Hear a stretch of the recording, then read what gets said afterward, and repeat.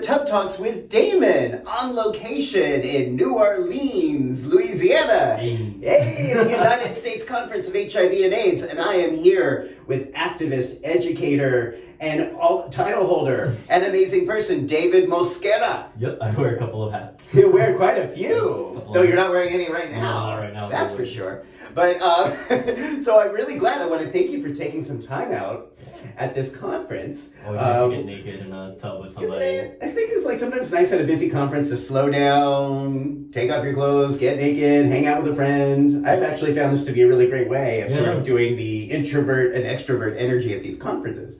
It's very nice. Yeah. It's new. Yeah, It's different. and just, this is a little bit unusual because we are at a conference and we are kind of in the middle of a hurricane as we are recording this. I wasn't sure if that would be a problem. So far it's not. So this is Tub Talks in New Orleans in a hurricane as we speak. Yep. So we are on the edge, man. We are on the edge. We're riding it there. We're riding it out. there. So I'm really glad you're here. And I like that, just sort of like we're here doing our own thing. A lot of your career and a lot of your life that I've seen and sort of read of your writing is about you forming your own pathway, forming your own individual way through. Yeah. So I want to ask you about that, but I also want to start by asking, what do you like most about your body? Ooh, okay. I like, actually, so I have a tattoo right here. I don't know if the camera's gonna get it, but I have a Batman tattoo. Yeah, Batman's my head. Yeah, it's over here. Okay. I'll show you later. Yeah. Batman's my favorite superhero, and my friends like to point out that even my chest hair looks like a bat symbol. So let's see, show the people. Yeah. So it like tail, wings. Now, did you shape it like this? This is just natural. I don't touch it because I'm worried that if I ever like shave it or anything, it won't grow back the same. Wow. So yeah, I really like that. I it's like a natural back. It's just a little. It's cool. That's cool. Thanks. Great. I love hearing what people like about their bodies. Yeah. Because I also think in the queer community, people are often so inclined to say what they don't like about their bodies. Yeah. And I really like to have a different conversation. I feel that. Yeah. I think that I would kind of segue, I guess, into the later point. But when I was running for a leather title, I was really worried that I wouldn't fit like the mold, essentially, like the Tom of Finland, like muscular man, or even the bigger bears that fill up their leather. Yeah. So I was always worried, like, I don't fit it, so there's no way I'm ever gonna win, or I can't ever step into these spaces. So well, let's talk about that. Let's talk about starting with the leather title. Yeah. So the title you currently have. So I hold a couple. So I'm Mr. Cachondo Leather 2024, which I just passed down to somebody. Okay. I'm also Mr. Los Angeles Leather, and then at International Mr. Leather I came in third place, so I'm the bronze boy at International Mr. Leather. Wow. Is what they call it. So Mr. Cachondo Leather. Yes. Tell me more about that. So Cachondo is the by Latinx for Latinx title in Los Angeles County. Cachondo means horny, slutty, ready to fuck. So it's like a lot of what the producer saw in leather was very much like we're moving into a way of like there's a way that a leatherman is, and they like wear leather, and like there's all these rules and regulations. So like if we just make a title that's like how sexy do you feel, and like how willing are you able to like want to actually fuck somebody that's in leather, or be that person in leather fucking somebody, like that is why the title came to be. So that's why I carry it. Okay. Wow. So that's what that means. Yeah. That's okay. what it means. And so, what made you want to start to compete? Yeah. I would say the first time I ever walked into a leather bar, it was for a leather title. It was for the Mr. Long Beach title, which is where I'm from. I'm from Long Beach, California originally. And I saw somebody on stage do a competition, and I was just like, that looks like fun. Like, it just seems like, as an introverted person, anything that puts me onto stage and forces me to kind of like speak, it's nice because it's scary and it's exciting, but it's so off-brand from what I am like day to day that I really enjoyed it. I really wanted it. It ended up taking 7 years before I finally stepped onto a stage, but that's what initially triggered me to want to do it, was that seeing somebody do it first. So you saw somebody do it, was that exciting? Was that stimulating? Yeah, it was stimulating because I was just finding my leather kink. I was just discovering that I was into it. So I went to a leather bar. I wore this like H&M brown leather jacket that I still own, the cheapest looking thing. I think it's like falling apart. Like the leather's literally like peeling off of it. And these guys came over and just started talking to me, and I was like, I'm really into like your full look. And then I didn't realize that the competition was happening that same day, but yeah, then you have 4 or 5 men on stage in like head to toe leather, and that was just like, oh, okay, I get it. I can see like my interest actually has become something that I'm really into. Wow. So, yeah. So that really spoke to you. That Yeah. really felt. Yeah. Much like I said, like I'm a Batman fan, so seeing somebody in full black has always been something in the back of my mind. Okay, yeah, I hadn't made that connection. Yeah, I didn't make it until very recently, but yeah. Wow. So then you enjoyed it and you were part of it, but then how did you decide to step up and start to want to compete, especially with those ideas in your mind that you may not be the stereotypical type? You know, I decided I'd seen a lot of other leathermen kind of take on the role and then build their own platforms, build their own like even hashtags or campaigns essentially.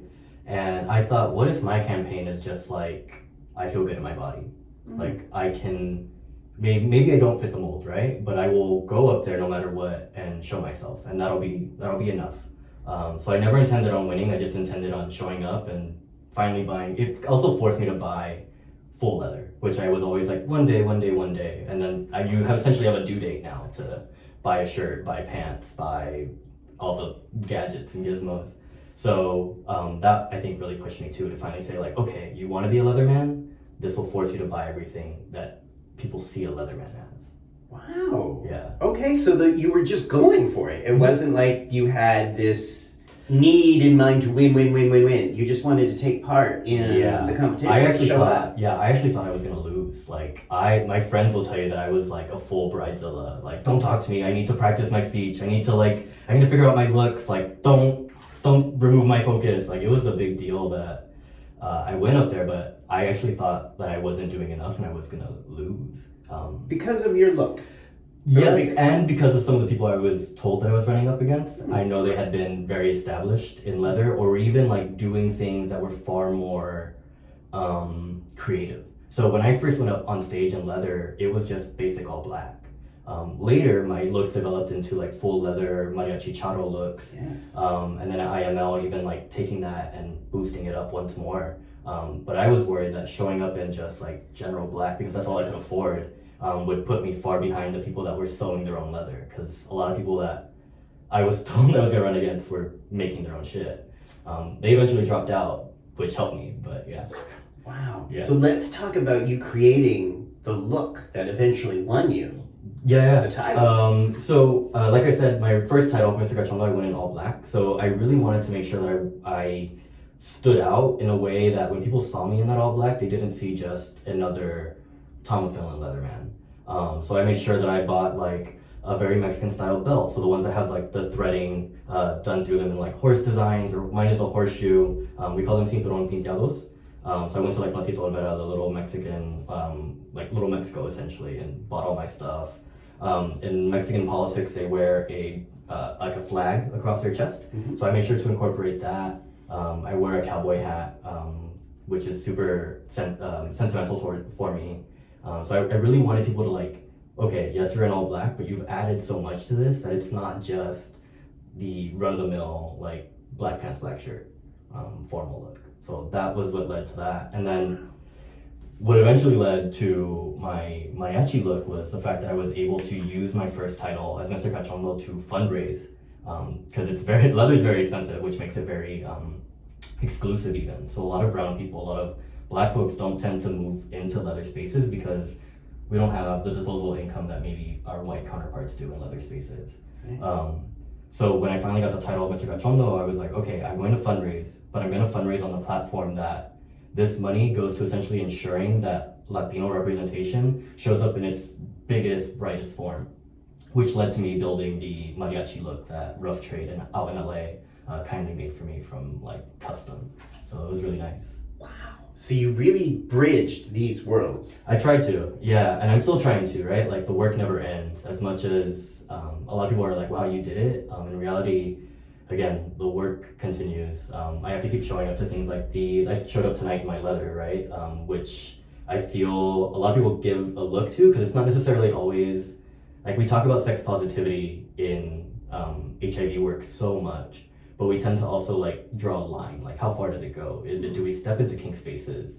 Do we do we hear a kink and immediately go like, oh, let me tell you about the risks of that, instead of saying like, let me tell you how to enjoy that like better, like make sure that you're getting the full enjoyment of it. Or sometimes there's taboo associated with it, right? Where a lot of people that work in HIV, again, like I said, are super sex positive, but then go, but I won't go to a dark room. Like I won't go into a place that has a dark room. So I try to kind of also break that stigma and taboo when I come to places like these. Why do you think that limitation or taboo exists within HIV sex affirmative spaces? I think because we're still growing, right? Like a lot of ideas aren't necessarily too brand new, but they're new to the academic sense of HIV work. So the stuff that we do here, a lot of people that come to, I wouldn't say all, right? There's a huge swath of people that don't have an academic background that come to these conferences, like myself. Like I didn't go to school for healthcare. I just ended up here.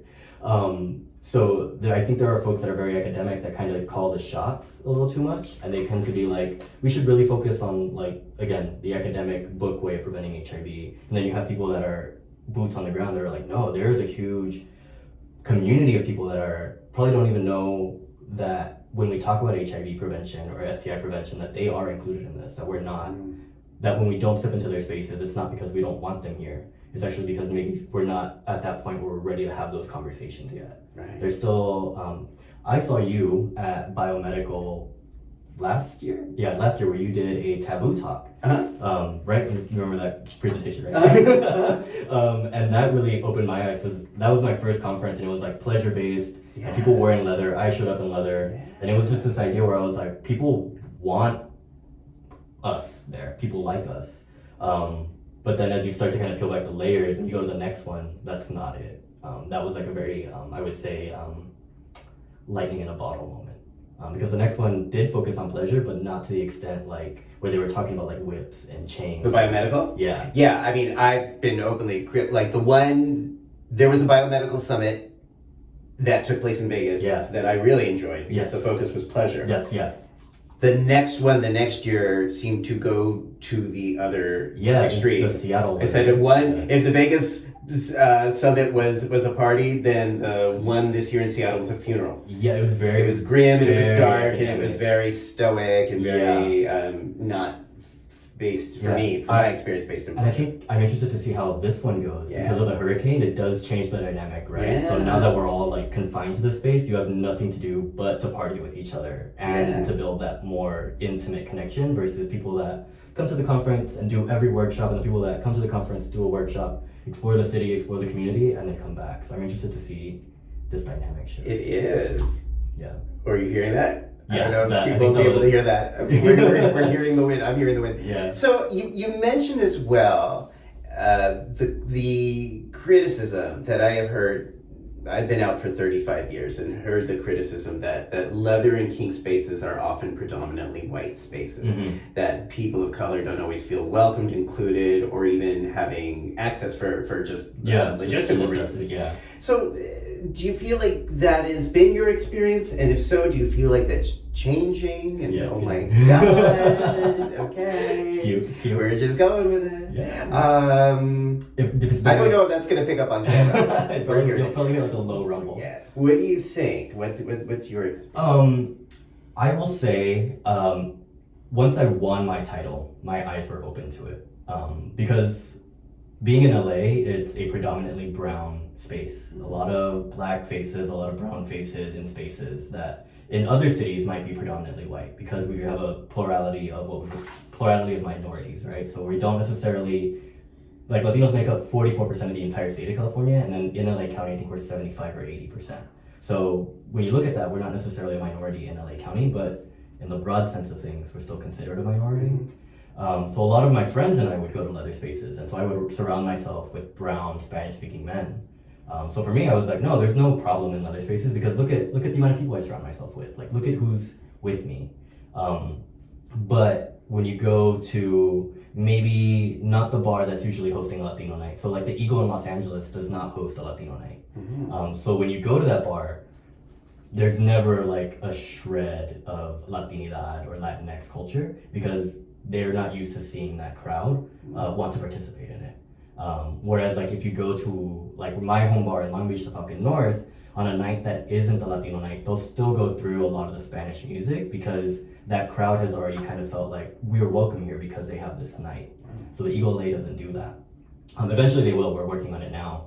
But so you would like that to be different? I would like to be able to go out on a night to the Eagle and hear a little bit of me, even if it's just like one or two songs. Like, and are you getting resistance to that or pushback? No. I think there just hasn't been anybody willing to take that step because a lot of people still have that fear of like, well, this is a white space. They're probably not going to listen to me. And in reality, a lot of title holders in Los Angeles do kind of push brown and black folks kind of to the side. For instance, Mr. Los Angeles, the title I hold now, has never had a black person win it. And it took 11 years of the title existing in LA for it to finally have its first Latino man, who is my producer, Leo Iriarte. And when he won, they essentially had to question the legality of him winning it. What? Yeah, so he didn't have a California license because he's an undocumented man, or at the time was undocumented. And at that time in California, you couldn't get a driver's license or an ID if you were undocumented. Now the laws have changed, but essentially somebody questioned whether it was legal if he didn't have a California residency or citizenship to actually win the title.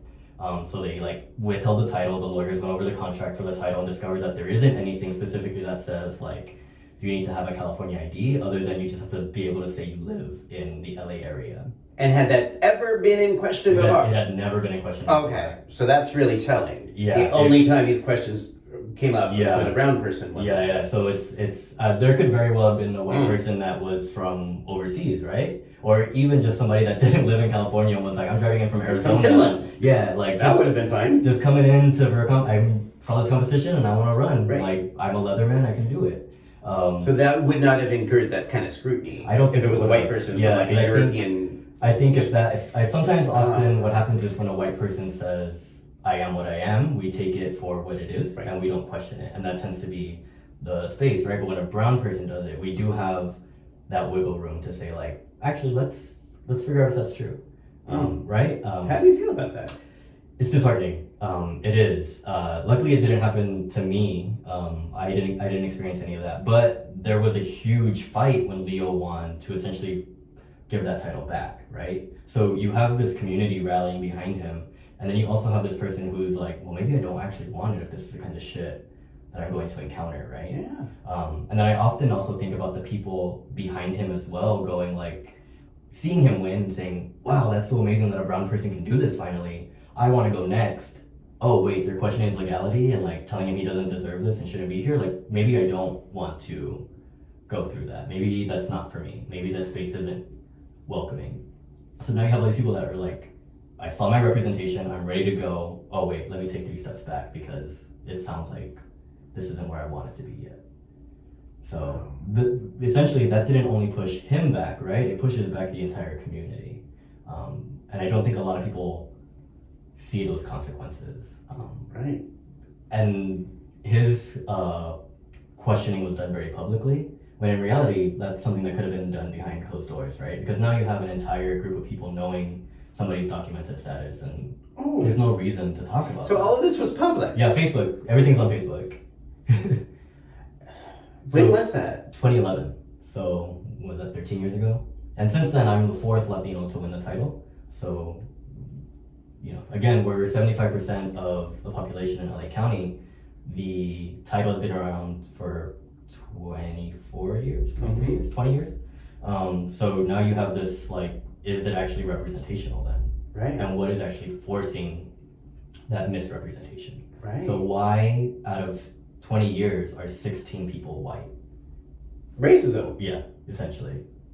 In any time, did that ever discourage you from going for this? Me, no, because I'm very outspoken and I can be very aggressive. So it was more of a reason to say, no, you know what? Not only am I gonna run for this, I'm gonna show up as the most Mexican version of myself. And because there's a title that runs for LA that's uniform based. So they are used to showing up as CHP officers, California Highway Patrol, police officers, military men, which oftentimes does dissuade people of color from joining these spaces, right? Why would I go into a space? I have a problem with the police in my day-to-day. Why when I go to these play spaces, am I wanting to see this intimidating power figure. Right. Being eroticized. Eroticized, yes. Grandiose. Yeah. So you ran into that. So it was important for me to show up in what was essentially a Mexican uniform to really juxtapose what already exists in leather. So that really inspired my wanting to. My looks are very thought out. Wow. Yeah. Now you just turned 30. Yes, on Monday. I'm 3 days, 30 years old. Right? Wow. So it's just a few days into your 30s. How are you feeling about that now? I think if you would have asked me that question about 3 or 4 years ago, I would have been terrified of turning 30. Why? I remember when I first came out of the closet, I had just turned 18, and everybody around me was worried about turning 30, and they were like, it's gay death. Like, once you hit 30, you essentially have like crossed the threshold. Nobody's really like interested in you anymore. You can't really be that like fun party girl at the club. So I was really worried about losing my youth. And I think as a queer person, right, you wait so long to come out to be your authentic self, and then you hear that and it's another like bookend. So like I waited 18 years to come out of the closet. Oh fuck, I only have 12 good years left. Like, what does that mean? Obviously now I know that's not the case. Like, how much, I mean, was that really a sense of worry, or like were you feeling anxious about this? Yeah, in my youth, I was super anxious about turning 30. And you thought like at 30, what, life ends, sex ends, play ends, fun ends? You know, not to toot my own horn, but I was having like a lot of sex in my early 20s. And a lot of it was with older men that were really finding me attractive. Yeah. And a lot of their reasoning for finding me attractive was like, because you still have this like young, like nice body. And they were only like 32, 33. So I just imagined like, oh shit, that means people probably don't see that. And even though I see that in them, like that must mean a lot of people around them don't see that in them. So I was like, okay, everything everyone is telling me is true. When I get to 30, I'm like, I lose this. It's over. Yeah. So when you turned 30, just earlier this week, was that on your mind? No, I hadn't thought about it until a friend brought it up, and they asked me the same question, like, how do you feel now that you're 30? And I was like, I feel good. Like, I'm not thinking about anything but today and tomorrow. How did you change? I wish I knew, because I can't pinpoint a moment or a person that said something that was like, oh, maybe 30 isn't that scary. I think you just go on living life so much that you realize just how enjoyable it is to just, again, appreciate and relish in life and all of its fun.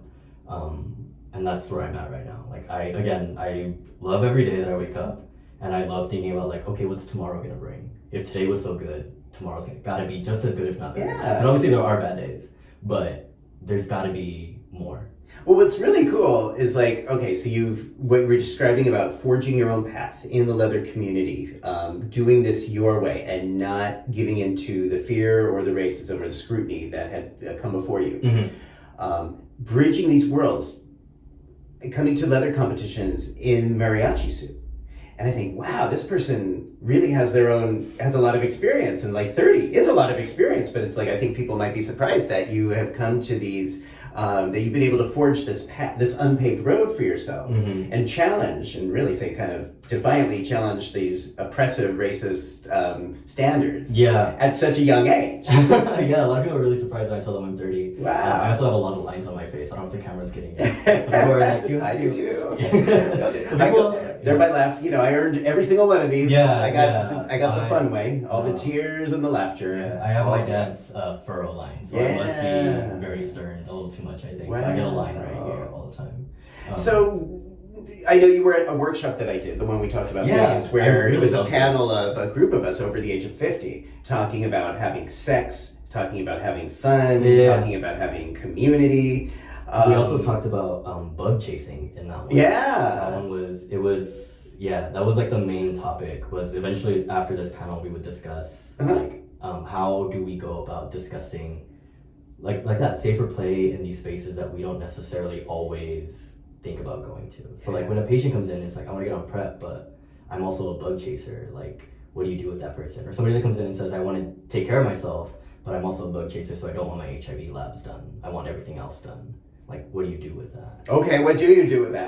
There's a lot of things, right? So let's clarify. You work for an agency. Can you say the name? Yeah, I work for Ultimate Health Services in Los Angeles County. Great services. And this is in various parts of East Los Angeles. And East LA and Orange County. We're the largest federally qualified health center, and we specifically help Latinx people, new arrivals, monolingual Spanish speakers, all those folks. People that just feel like they want to come to us instead of another clinic. So we do a lot of that. Okay, so you serve these communities, and then you're actually hearing, because I sometimes have had a hard time believing this, but I believe you.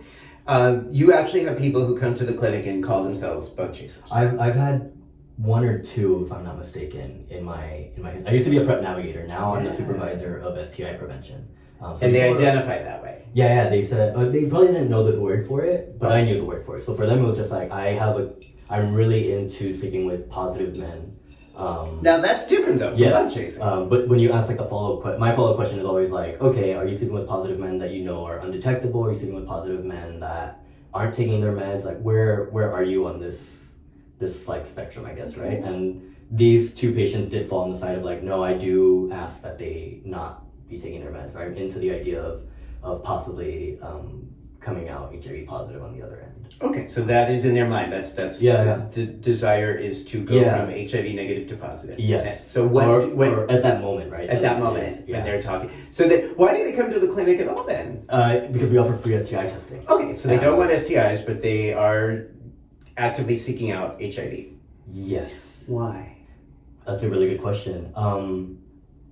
I don't ever really ask why, because I'm not a therapist, so my job isn't to figure out the why and then hopefully... Well, I mean, are there ever, like, I do know in New York that there are times that you can get more social services and housing and medical care if you are living with HIV. Yeah, I haven't heard that from these patients. I did hear one of them did tell me that they were super nervous about, like, there's an anxiety to contracting HIV. Yeah. So, like, contracting HIV then gets rid of that, right? See, now I can relate to that. Yeah. Because that was the mindset I was in when I started using PrEP, or a little bit before I started using PrEP, which I didn't start till I was 40, by the way. So, it's now 13 years. There's a time to start for everyone. 13 years of PrEP, and the best sex I've had ever in my life is the past 13 years. So good. That's what the attractions. Just want you to know that. but I remember that fatalistic thinking that I was having, that so many of my clients and friends had prior to becoming HIV positive. That it's sort of like, I think this is going to happen, and it's an inevitability. Yeah. This is almost guaranteed it's going to happen at some point. So if I have no control over this, I want to take back the little control I have and get it over with. Yeah, I had the same anxiety in my youth as well. So yeah, I definitely related to that person. Now, I guess I don't think of that as bug chasing, though, in my mind. It's not necessarily, right? Yeah, it's like a psychological defeatism. Yeah, it is. But I think giving them the language to it helped them a lot. Like it allowed them. So when they explained it to me, I was like, so is it like bug chasing? And then they were like, what does that mean? And I said, there's this group of people who feel that they're looking to become HIV positive, so they do seek out HIV positive men. They call it like gift givers and being charged, things like that. So there's a language to it because there's a community of it. And a lot of times I feel like when people have the psychological aspect of it, or what I've noticed, I have a couple friends, when they hear that they're not alone, that there's a language to it, that there is these like nuances to it, it allows them to break out of that, to say like, oh, okay, it's okay to feel this worry. It is okay to have a slight defeatist mentality, and hopefully that can help me pull them to PrEP. And have you seen that psychological process happen where someone can come in with that mindset, but then learn about PrEP and think about it changing? I've never reached the final aspect where they always left with a bottle of pills, right? There's no way of me knowing whether they're actually taking them or not. PrEP. Yeah, pills. Yeah, so they're wow. As far as I know, same day PrEP services. Yeah. So we do same day PrEP. Same day PrEP. But even then, I'm their navigator, so I see them every 3 months. So it's always like you see me, then see your doctor, and we talk about everything. I ask you how your adherence is. If you tell me your adherence is good, I'm in no position to question you. Like that breaks our trust, that breaks our bond. Like why would I do that to a patient that is already coming in every 3 months, at least to get STI tested, right? So whether they're taking their meds or not, that's beyond me. My job is just to make sure that they don't share that voluntarily. They don't tell me like I'm not taking my meds. Okay. Yeah. But as far as I know, So it's possible that it's possible. they were. It's possible that they were, yeah. Okay. But I do know that the original reason that brought them in was STI testing. And when you ask, like, do you want HIV testing? Mm-hmm. You go, no, because I'm in this camp. Right. So, it's just like a check-in every time. Are we still taking our meds? Yeah. How often? Well, every day. Okay, cool. I'm not going to question you. You're telling me you're taking them. Right. You could very well have 6 bottles of PrEP sitting on your nightstand. Right. But the labs eventually tell me. Well, I was going to say, so at any point then during that care, do they ever get HIV tested? Yeah, they always get, there's no way, I mean, they could back out of it, but I think, I always tell them, like, what if we just do it for the sake of it? Okay. And then also, if you're looking if your end goal is to be HIV positive, the only way to know that is to get tested. True that. So we won't know how successful you've been unless you do this. That's a good point. So you have to essentially, it's my way of, I don't know, coaxing them in the right path, but still having them understand that it's still kind of in their path, right? Yeah. But we're just, little baby steps into the path that would most likely keep them very healthy long term. Mm-hmm. So then it's possible for some people who feel like HIV is an inevitability and they share that with you. And then when they learn about PrEP and they get a bottle, which again, same day PrEP is so important. Yeah, especially for Latinx communities. Yeah. They get a bottle from you and then they do come back to see you and they do get HIV tested down the road and they still testing negative. Yeah. It is quite possible then that they are using PrEP or starting to change their minds about HIV as an inevitability. Yeah, or maybe, like they're not taking their PrEP, but they're no longer at harm reduction, right? So, okay, you're not taking your PrEP, but maybe you aren't seeking out HIV positive men that aren't on their meds. Mm-hmm. You're not seeking out HIV positive men that are undetectable. Mm-hmm. And that can show you, like, oh, I recently got tested. Here's my CD4 count, or so be it, right? Like, there's these small incremental changes that essentially can help somebody. But can also still allow them to enjoy what they want. Okay, they really enjoy sex with HIV positive men. Yeah. HIV positive undetectable men do exist. So there's HIV positive. You can still enjoy that person, that status, if that's what does it for you. Mm-hmm. Cool. Do your thing. So there's a lot to that. So it sounds like it's really quite possible, and I'd say probable. You really are helping people, even though you're not telling anyone what to do or how to do it, and you're not playing, sexual health cop. Yeah, the way some people do. Yeah, I don't want to do that. This confront sometimes. But you're meeting people where they're at and giving them tools to have the kind of sex they want to have. Yeah, and reduce potential harm from that. You have to. Well, but not everyone feels that way. No, not everyone does. A lot of people work in that expert doctor framework of like you should do what I tell you to do. Yeah, because I'm the expert and you're the patient. We get a lot of pushback doing same-day PrEP because our version of same-day PrEP goes through the pharmacy, so there's no provider involved. Yeah. The navigator essentially does a risk assessment, asks them about previous health history, we'll conduct a rapid HIV test because you do have to be negative at that moment to receive PrEP, and then the pharmacist just takes the navigator's word and prescribes a medication. Wow. So the doctors or the providers were saying, like, you're circumnavigating us. Yeah. You're getting rid of our importance to this process. In reality, the patient leaves with the 1 week follow-up with the provider visit. Yeah. It just means, like, when I call the clinic and they say, hey, we can't see you for 2 weeks, you have to wait 2 weeks to get your PrEP. Actually, just go to the pharmacy today, and then in 2 weeks you see the doctor. Right. So you'll still get your medicine and get yourself at least taken care of for 2 weeks, and then get your full 3 months worth that day once you finish this. But doctors, I have found, are very, sometimes resistant to what I call parentifying or gatekeeping. Yeah. And it's a power. It is a power move. Like I said, I didn't go to school for any health, anything. So when they see somebody who had like an art school degree, like come in and start telling people like, actually you do qualify for PrEP and I can get it to you today. Yeah. They're like, no, I went to school for X amount of years. I know the research behind it. I can like, I know the statistics front and back. Okay, cool. For somebody like me who didn't take a statistics class, who maybe isn't math or science savvy, because I went to art school and I chose that path, you being able to digest statistics and be a doctor to me doesn't always connect. Right. I need somebody who can just be like, PrEP, takes care of your CD4s and that's how HIV doesn't replicate. I just need that and that's enough for me. Well, doctors, in my opinion, in America have been the number one barrier to accessing PrEP and why it's not more uptake. Yeah. And sometimes I think we have learned from our mistakes, but now doxyPEP is here, and I see the same thing happening over and over again. Yeah. Now let's talk about doxyPEP. Well, we're talking about harm reduction and pleasure. Yeah. What is doxyPEP? I want to touch on that point you did, but I will talk about it. I would say, like, even with, like you said, with doxyPEP, we're seeing the same things happen that we saw with PrEP. So it's really a lot of, like you mentioned, providers' willingness to prescribe and knowledge of the medications. Yeah. So that tends to be the biggest barrier for folks. So, like, we have all these people probably across the country who do have a PCP, who see a doctor regularly for whatever other reason, but the moment they mention sex, the doctor is just like, why? Like, condoms, just use condoms. Right. Like, why do you need PrEP? Why do you need doxyPEP? And in reality, I would say it's mostly because they just don't want to deal with it, right? It's more, I've done a lot of trainings for doctors talking about PrEP and doxyPEP, where they go, but I don't think any of my patients really need this.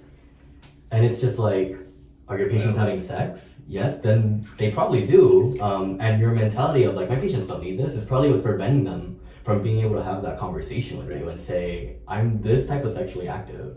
These are the types of people I'm having sex with. I take it here or I give it here. What can you help me with? Right. If I'm not willing to disclose that to you, we're never going to get to a point where you understand that there's somebody like me out there in your caseload. Right. So that's where we're at with doxyPEP in a lot of places. Luckily at my clinic, doxyPEP is, you come and ask for it, here you go. We do kind of make you still come in every 3 months for testing, so we treat it like PrEP.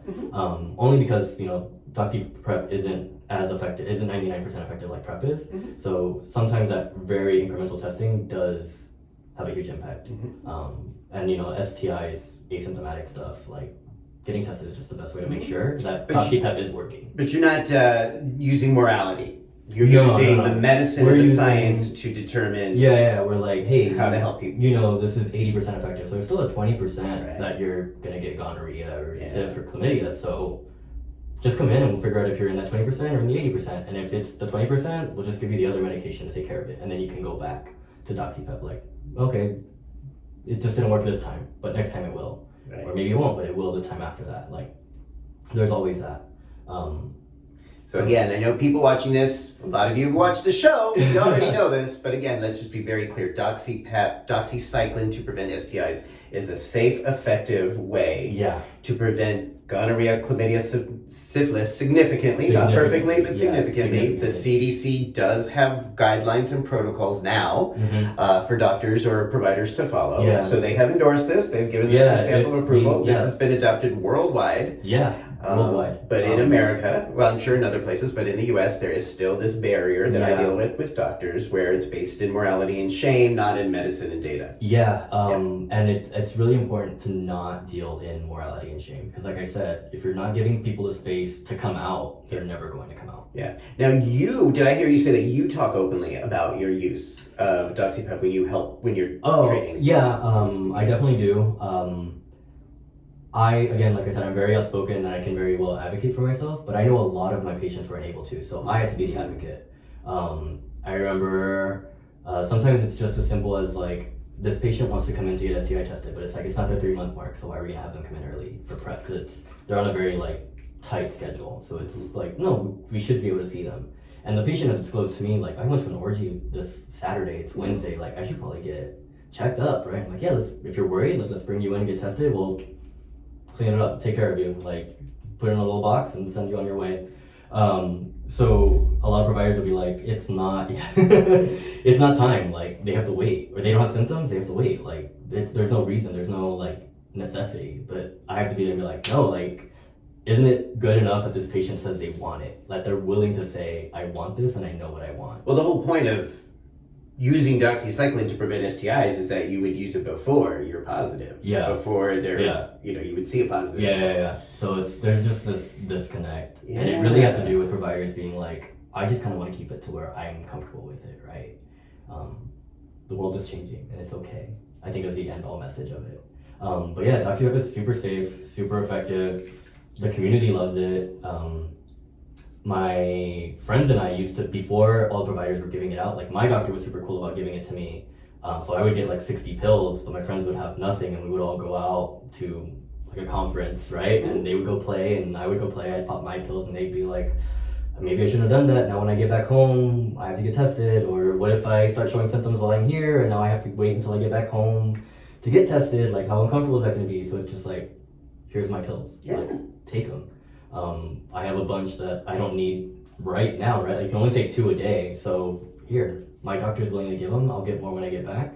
But you can at least remove that burden. Yeah. And that tends to, yeah. It's harm reduction. It's harm reduction. Yeah. And it tends to be that way for a lot of people. I remember for PrEP, people were sharing pills at one point too, because it was so hard for them to get like maybe a 3-month prescription where the doctor was only writing 1 month at a time. Insurances also play a huge barrier in that. Right. So, but yeah, there's just like a lot of layers to it, and community will always have your back, I feel. Well, community will work on the level of harm reduction and help each other. And this is one of the reasons why I started using Facebook in 2013 to talk about PrEP internationally, so that we could have these conversations. But also, if somebody was living somewhere or stuck somewhere where they couldn't have their PrEP, that we would do whatever we could do to try to get it to them. Yeah, definitely.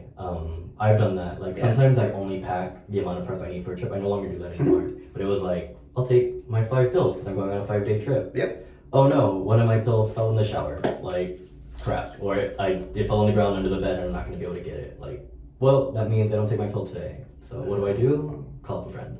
Do you have extra pill? Did you bring a whole bottle? Cool. Give me one and I'll give you one when we get back home. Like, we'll break even. But a lot of people, they don't always have that privilege or that opportunity. So you really help people and serve on the level where it's needed. And I like that you bring so much of yourself into this, into sexual health spaces, into leather spaces. Yeah. It seems like you are the change that you want to see. I don't hide my leather from my patients. I don't hide my leather from work. I don't hide my work from my leather either. And I think that's really important because I just show up, right? Like, maybe you didn't want a Leatherman here, well, you got one anyway. Like, I'm so sorry. Maybe I'm not in the full gear, but I am in a shirt, a vest, and like a cap. It's just important to show up. And when my patients see that, they're like, oh, he must be down. Like, he must be okay with whatever I'm going to tell him next. Yeah. And it's true. Like, there's very few things that I haven't heard from people, and nothing has ever shocked me, or at least I never show like a face of like, oh, that's new. Tell me more. Everyone is comfortable telling me what they want to say and then giving me a story, which I really appreciate. I like to call myself like a story keeper. When I was a PrEP navigator, I would tell my patients, like, I really love a good story. So if you want to tell me what you did over the weekend, like, I'm all ears. If I'm going to be the only person you ever tell this to, cool, like, I'll keep it safe. Like, my job is to make you comfortable enough to tell your story as truthfully and authentically as possible. And then it's also my job to guard that story with whatever you want me to guard that with. You want me to tell the doctor you went to an orgy? You don't want me to tell the doctor you went to an orgy? It's cool. We're good. But yeah, that's how I see it. And as a result, what kind of feedback do you get from your patients, from your clients? My patients, once, when I told them, like, oh, I'm thinking of getting another job, like, I might move clinics, they were like, then I'm going wherever you go. Wow. And that's always really nice. I just got promoted where I'm at a year ago, so I had to say goodbye to a lot of my patients. And when the new PrEP navigator started in my position, they were like, where's David? Like, is he coming back? Like, are you here just temporarily? Like, where is he? So it's really nice to see that you have such an impact on people that they're just like, you're the one guy that I can, like, I look forward to seeing. I look forward to telling what I did. And a lot of that comes from, again, not shaming them and not beating them down with a finger wag. And whenever a new face shows up, a lot of people go back to that worry of like, is this person going to be as cool as that last one was? Right. Because I think what you're offering, at least in my experience, is so rare, but so needed. Yes. In the sexual health clinics, in physical health clinics, someone who we can talk to openly and not feel judged or condemned by. Yeah. And as a gay man growing up in the time of AIDS, it was like the conversations with healthcare providers was very much like, you use condoms, right? And I'd be like, yeah, sure. And I mean, sometimes that was true, sometimes that wasn't 100% true, but I couldn't talk about that. As a mental health provider, I did not feel I had agency to be open, to be the change I wanted to see until PrEP came around. So I have been part of that echelon, I think, in mental health care of like, trying to be that academic. Yeah. Or in therapy, they're recommended to be a blank slate, which I've never been in my whole life. But certainly not being open about the pleasure that I enjoy and the way I enjoy it. Yeah. Once PrEP came around and I had an opportunity to talk about it publicly. I'm like, well, either I can do this and be the person I want to be and be the provider I want other people to be, or I could shy away from this and back away from this and not be open and out and proud. And I was like, well, the latter just doesn't work. Yeah, no, it's putting yourself back in the closet too. Right. Yeah, and that's not right. fun. And it's not who I am, and it doesn't really serve. Yeah. So I think when we show up to these spaces, these conferences, just being our authentic selves, it may go against some of the academic culture, but I have now seen the difference in terms of education, in terms of my clinical work, what a difference it makes. Yeah. Oh yeah. No, absolutely. It's super heartwarming to hear somebody say like, "You're the first person I've ever told that to," and I felt comfortable enough telling you that. Like that is just like, and how do you now feel? Like, what's that weight like for you? Is it gone? Were you carrying weight? Like, are you cool doing it again in 3 months? Like, was it just a one and done? That's always nice. And I would have a lot of patients that were new arrivals from Mexico. So a lot of times I was the first person that they came out to. And it was just like, I would tell them like, as a gay man, like, like that's how I would start all my sessions. So it was like, oh, he's gay. I can tell him I'm gay. I can tell him what I'm into. So it's like, again, I let them know what I am. I let them know what I'm into. It opens the door to so much. It does. It really, really I'm does. glad we have doors. I was feeling the shake. This is so amazing, David. I want to thank you. And you really inspire me. Again, you've already practiced things that took me decades to learn. So I'm just amazed. So now you're turning 30 and you have the title and you are continuing to step into your own. What, if anything, now would you like to, do you have what's next? I hate the 5-year question, but do you have an idea or trajectory of what you would like to bring into this world? Do you think about start having a program of your own, writing about your experiences, creating something? Yeah, that's a big question. I do plan on one day, maybe my partner and I both work in the same field, and we've always talked about like, what if we just write one grant and we do that like really well just between the two of us, right? Like there's a lot of programs that exist, like the Sex Workers Project, Sex Workers Outreach Project in LA, like really only focuses on like HIV testing and needle exchange for sex workers and condom distribution, right? Wow. So they just have a grant that's like, give me needle supplies, give me testing supplies, and give me condoms. And they just walk the streets and hand out condoms to sex workers or even hold like mini sessions. So I think about that a lot, like what is it that we can do and just write one like grant to get us started and do that very well. And that seems really nice. I would probably do it very focused on the work I already do. Eventually, long term, he's like, what if we open our own clinic? But that takes a lot of money. That's a lot of capital. So if anyone out there has capital for me, I'm looking for a clinical sugar daddy. Okay. What if we had a clinic where everybody had their sessions in bathtubs? That would be nice. Wouldn't that be something? Yeah, almost like a little bathhouse. I guess food could be seen that way, but Even those are dying, so maybe a grant that will keep a healthy, sexually conscious, sexually health conscious bathhouse open. There you go. That Okay. would be nice, but I feel like that's so extreme. But something that you would be creating with a grant, something Yes, that I really want to put my stamp Yeah. on something. I want my name more on something, I think. But also I'm very humble, so I don't know if I really want that out there. Like that. Well, I think if you do this, it would be for the correct reasons. I don't see Yeah. you as someone who's desperately trying to get attention, but someone who knows that you have an impact when you focus your energy a certain way. You reach people. Yeah, that's definitely what it is. But yeah, that's where I'm at right now. I am a writer, so I do write about a lot of my experiences. Uh-huh. So eventually there'll be a book or something. Okay. Last question. What, if anything, today gives you a sense of hope? Conversations like these are really nice. They're super, I think, again, similar to the leather thing I talked about, like I've surrounded myself with people who think the way I think so much and also have these like you have your friends and they know you're a slut, so they're cool with you being a slut. Mhm. So then when you meet somebody else who's cool with you being a slut, who we know each other very, very briefly, and you're cool with me being slutty and I'm cool with you being slutty, that's refreshing. You know, that's nice. Things like that give me hope that there are more people like us than we probably are encountering day to day or think we're able to encounter. Beautiful.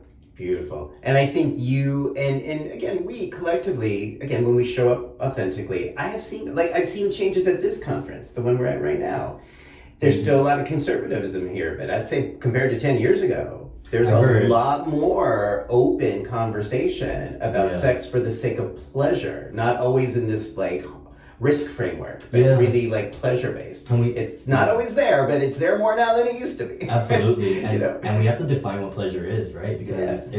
it's not something that's in a box. Like Mhm. your pleasure is very different than my pleasure. Mhm. Like this person's pleasure is they wear condoms, but they beat the crap out of each other with their fists. Mhm. Cool. This person doesn't wear condoms and beats the crap out of each other with their fists. Like they're both pleasurable. Yeah. It's just a matter of me being able to understand how to take care of the menu. Beautiful, beautiful. All right, folks. Well, thank you so much for watching. If people want to follow you, see more of your work, see more of your career, what's the best way for them to do that? Instagram is the easiest way to get a hold of me. I'm the Gay Gatsby on Instagram. Okay, so that link will be right down below to your Instagram page. If you like this interview, I would invite you to subscribe.